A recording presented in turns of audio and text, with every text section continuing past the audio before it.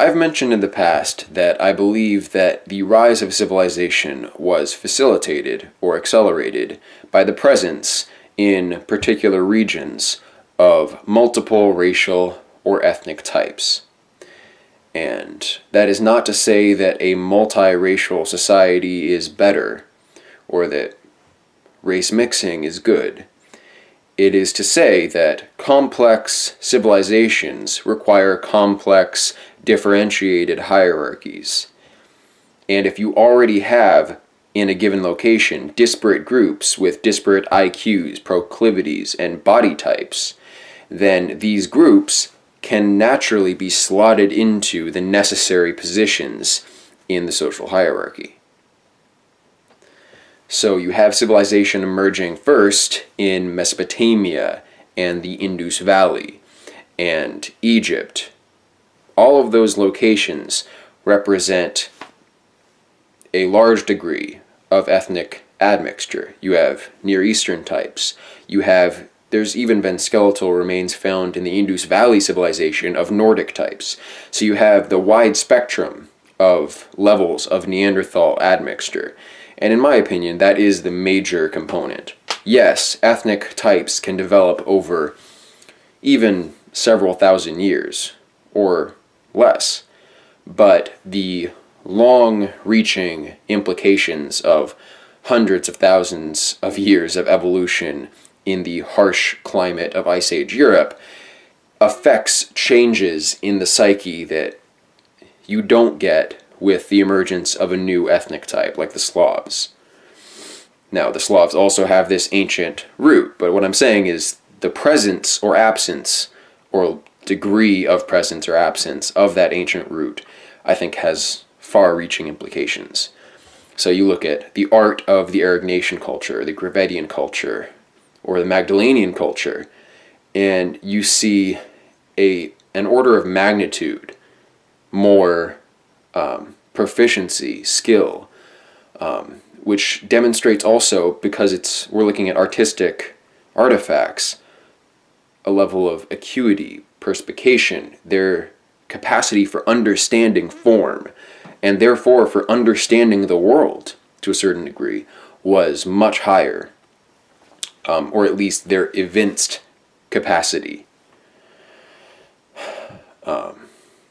So that's why I think that multiple racial types in a given area facilitate these complex hierarchies and therefore civilization. Now, I'm not altogether pro-civilization. The civilization that we know is an outgrowth of the Fertile Crescent, by and large. And in those regions, you have groups that begin producing fiat currencies in the form of these clay tokens, or at least that's what we can guess these clay tokens were used for. And you get the emergence of banking in Mesopotamia, more than 5,000 years ago. You get all the techniques of the merchant trade, moving between Canaan and Southeast Anatolia and Mesopotamia and Egypt and the Indus Valley, and all of this is producing the complex array of technologies that are involved in civilizational life. And meanwhile, in Europe, you have tribal confederacies. The German way of life, tribal confederacies where people send representation to some kind of assembly, that has probably been going on for thousands and thousands of years. That's the way tribal confederate hunting and gathering people, at least in Europe, did things. And that has advantages. And if you look at the concept coming out of, for example, late 19th century German thought, political thought, they are beginning to conceptualize of themselves as a nation. They're a new nation. They just came onto the scene in 1871.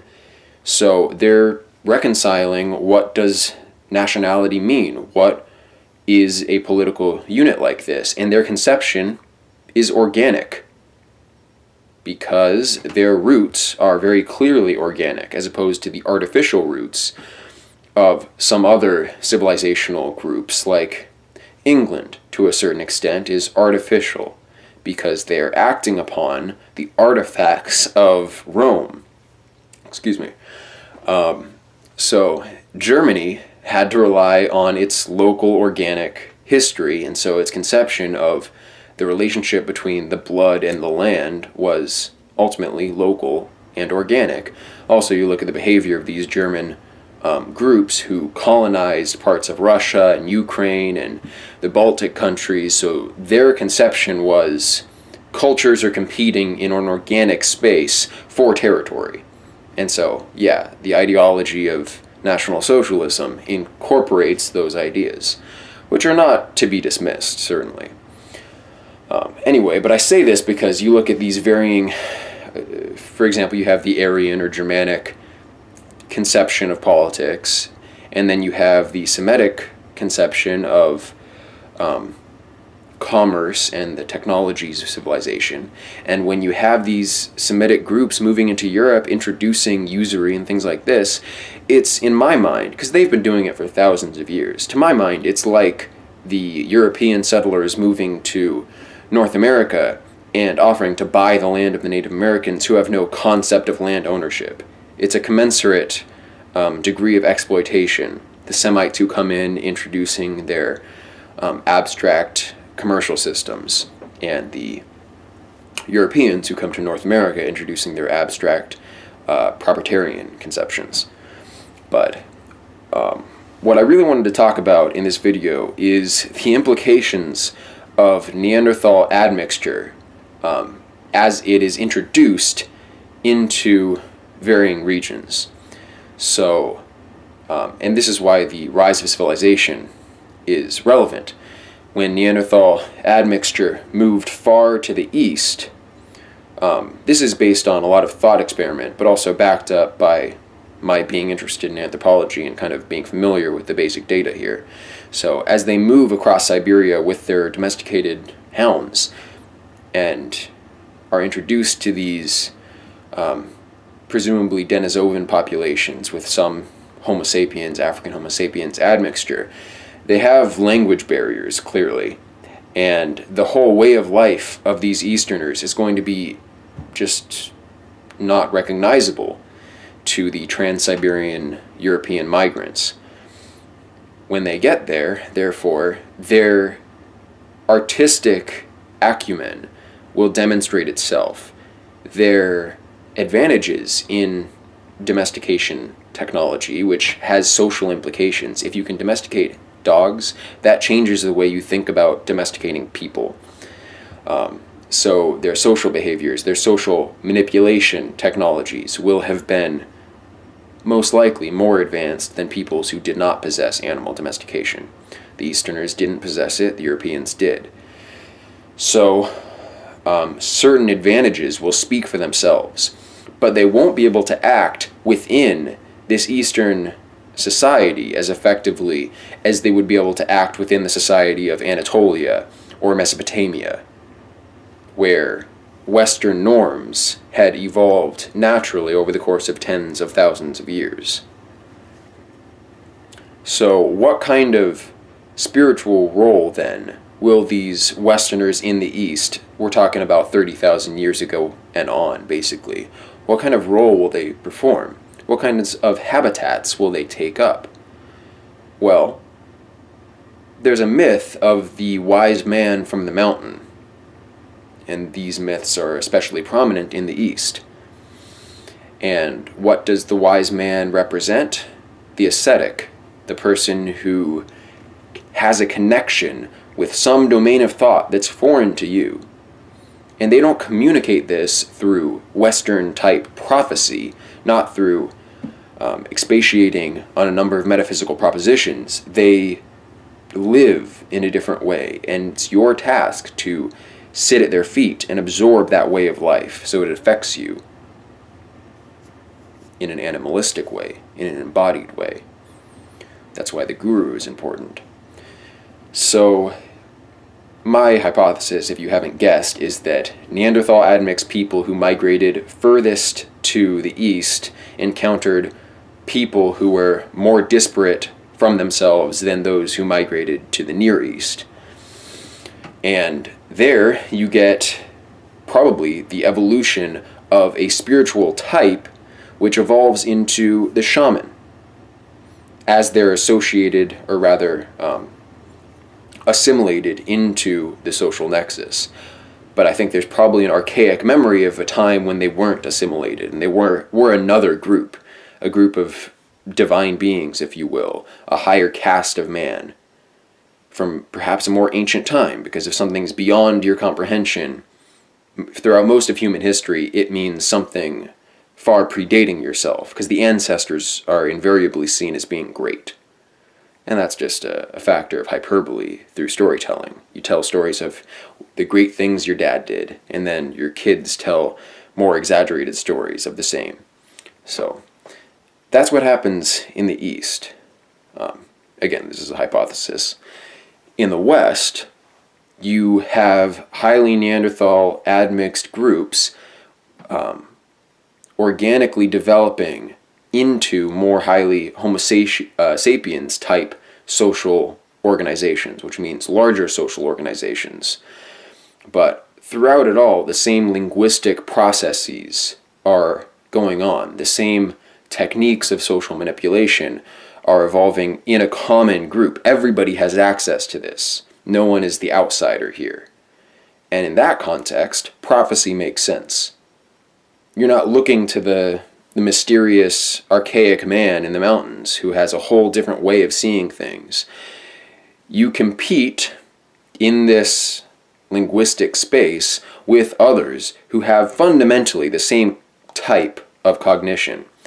Although that is going to manifest itself only in the portion of the population which manifest these more archaic features, like the larger cerebellum that Neanderthals supposedly possessed. So, the implications there are deep.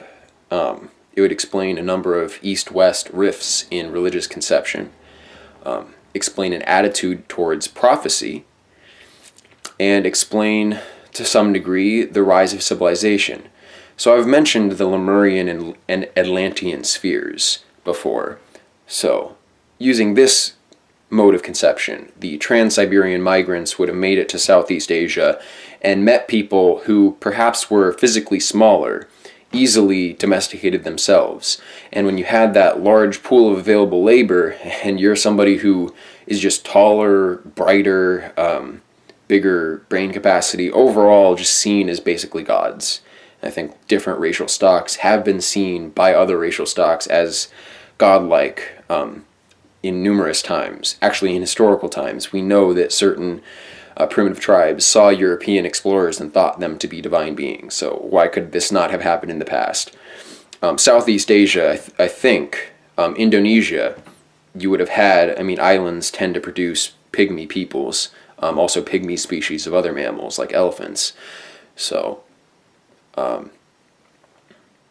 Homo florenensis, the Hobbit man, went extinct only like 13,000 years ago, something like that. Anyway, but you have then an available pool of domesticable labor that the Neanderthal admixed people would have exploited and gradually bred into. So now everybody has the Neanderthal admixture, but you don't have the high degree of social differentiation and therefore hierarchy that facilitated the rise of Lemurian civilization, which the evidence there is scant, but look at a site like Gunung Padang. That's the era that I'm talking about, whatever emerged in that time frame. And also don't get me wrong in thinking that the first migrants, the first people to reach these locations produced this civilizational effect. No, it would have to be assimilation over generations, but not so much assimilation that the racial differentiation is completely lost. Okay, so the Lemurian sphere in the East would have been this kind of god-man civilization. South Asia, probably similar dynamics at play. And Mesopotamia and Egypt, there's always the same kind of dynamic, but the way that it's instilled has to be more highly abstracted and mythological. which is why prophecy takes the form of narrative more so than Eastern religion, where it's more a mode of life. Now, obviously, we don't have the evidence of the mythologies of the Indus Valley Civilization or whatever was going on in Indonesia in the megalithic period. But it's a worthy consideration, I think. I'm not saying this is absolutely true, it's just this is one line of thinking that I've come up with. So, if you have any supporting or contradicting evidence or thoughts of your own, share them in the comments. Also, I decided to make a Patreon because I have objectives that I'd like to achieve that I think would be relevant for you all as well, and I will accept your help. So, that'll be in the description. Thank you for listening.